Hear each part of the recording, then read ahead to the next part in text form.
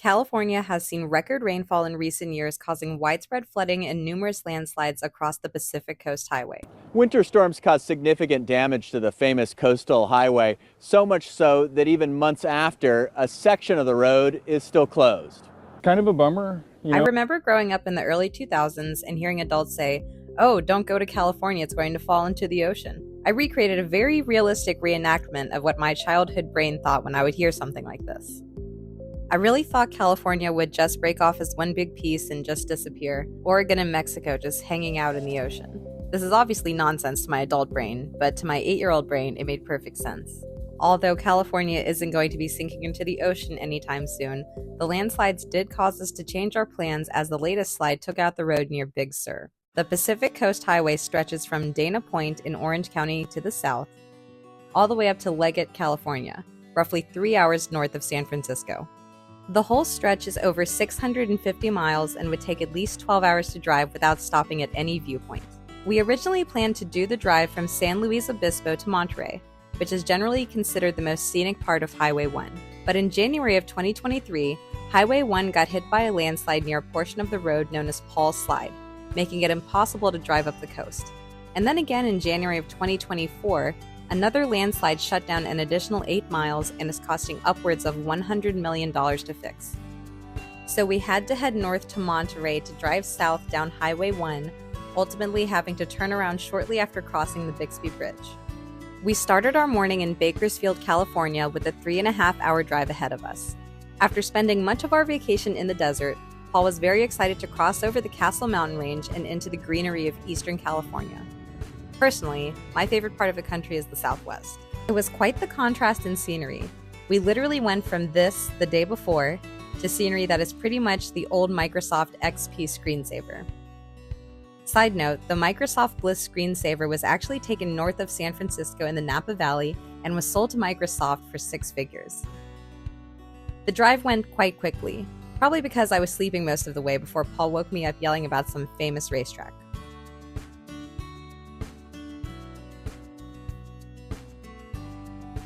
We were officially on the Pacific Coast Highway. Pushing out of Monterey and past Carmel, the views immediately opened up and we made our first stop at the Carmel Highlands Vista Point. First shot of the Pacific Ocean.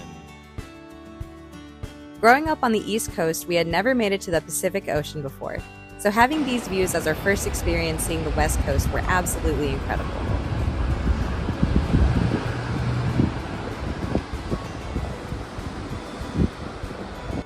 Our next stop was the China Vista Point, where we saw our first California wildlife.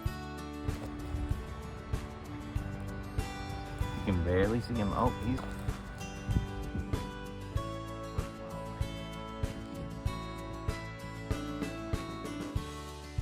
They say that on a clear day you can actually see China from here. I'm just kidding, I don't know why it's called China Vista Point. But Google Earth marks Shoals Cavern here as well. We were able to walk out to the cliff's edge where we were greeted with spectacular views.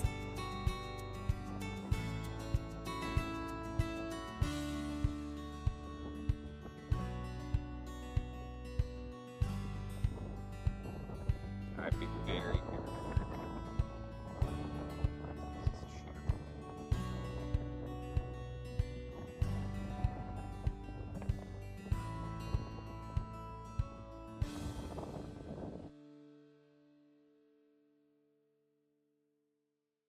Our next stop was the Granite Canyon Overlook, where the vegetation appeared to be free of any human intervention. We stayed by the car to get our video before moving on to the next overlook by the California Sea Otter Game Refuge. We didn't realize we were at a sea otter refuge at the time, but while researching this afterwards, we found out that sea otters can be spotted all along the coast, especially during this stretch of the drive. So do better than us and keep your eyes open for some otters.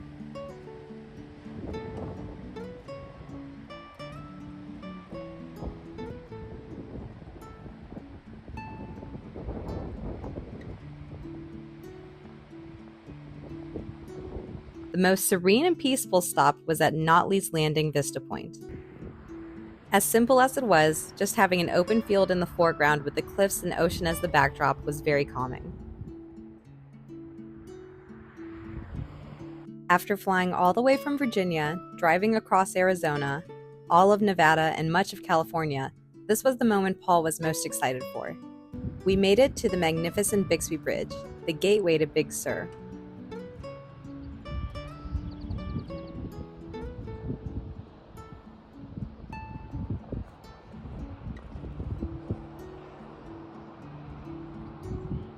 The Bixby Bridge officially opened on November 27, 1932, with a total cost of just under $200,000, which is about $3.5 million in today's money. The bridge stretches 714 feet over the Bixby Creek, and when it was completed, it was actually the tallest single-span bridge in the world. There are a few things to note when visiting the Bixby Bridge. This is one of the most famous spots on the Pacific Coast Highway, so parking can be a little hectic. You might have to park right off the road or up a steep and narrow dirt path. There were many paths that had been beaten down on the cliff before the bridge, but be very careful if you choose to explore them. Paul was being a bit too adventurous and I was getting nervous. You also might not have much of any cell service. It was pretty spotty for us. And our last tip, make sure you are aware of the weather. As you can see from this video, much of our day was foggy, and although we didn't get the picture-perfect view you see on TV, we still had an incredible time. Also, the fog just gave us another reason to come back one day and do it all over again. Maybe we could find some otters.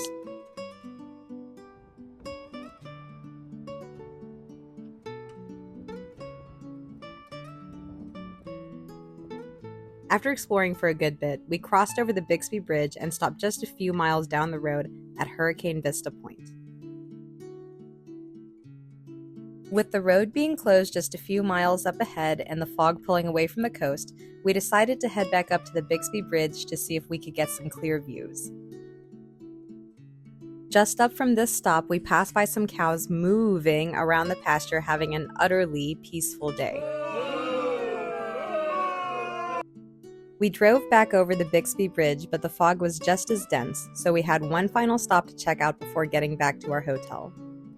Paul treated me to a fine dining restaurant a few hours north of Big Sur in the town of Pacifica.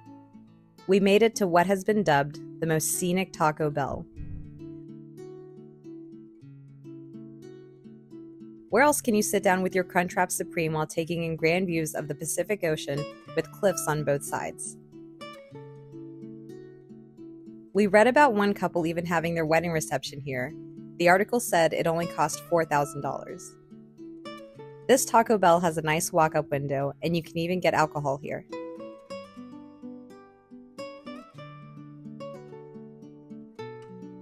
This might also be the first Taco Bell we've ever seen with surfboard parking.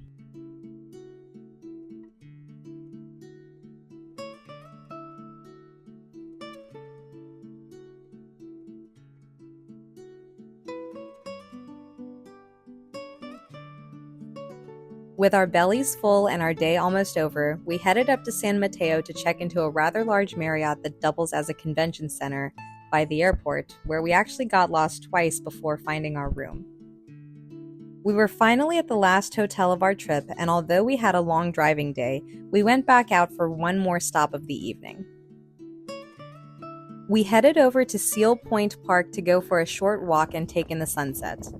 You can see why they call California the Golden State. Seal Point Park is right on the San Francisco Bay and offers a beautiful running path with various metal sculptures along the way. They also have a dog park right by the entrance.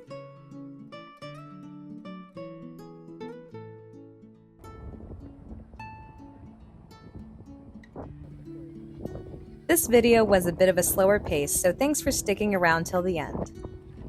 If you enjoyed exploring the California coast with us, make sure to hit that like button to help our algorithm and stay tuned for our next video, where we check out much of the free or cheap attractions of San Francisco, as well as our final spot at Muir Woods.